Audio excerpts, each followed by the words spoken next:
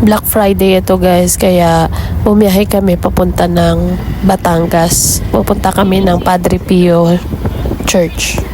Nakasakay kami ng van mga 11 AM. Dumating kami dito sa Padre Pio ng mga 12 na. May parking din dito. Asan yung payong? Ito, may parking. Nakahampas ka, nakahampas. Akala mo di ba sakit? Ayan, papasok na tayo dyan. Ano sabi mo? Naalala mo yun? Wala. So, tapos, ano? Nag-ikot-ikot lang talaga kami dito guys. In-explore lang talaga namin yung mga lugar. May mga churches din pala dito sa loob. Tapos, basta nag-ikot-ikot lang kami talaga dyan.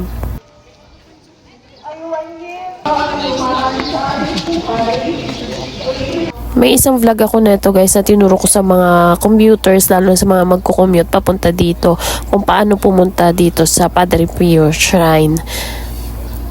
Nauna kong in-upload yun bago itong video na to.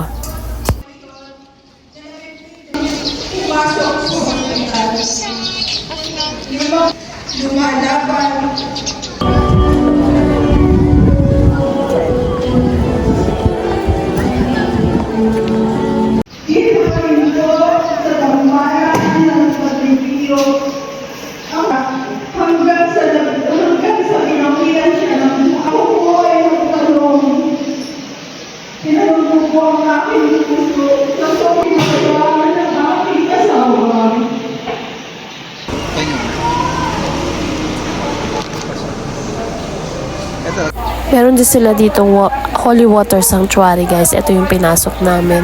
And sa gilid dyan mga nagtitinda ng mga holy water din na nakabote. Tapos mga oils, mga mint.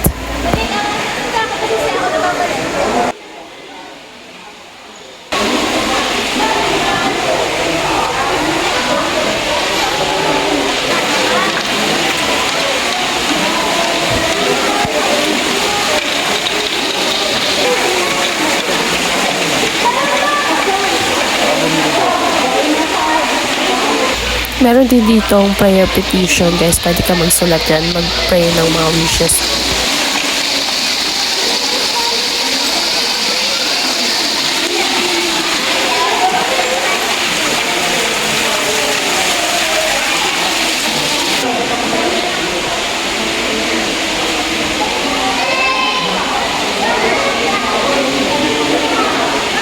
Ito, bumili ako ng Herbal Miracle Rub. Yung menthol, eucalyptus nila kasi mahilig kami ni Princess maglagay-lagay niyan, lalo na pagka may sipon kami kasi parehas kami may sinusitis.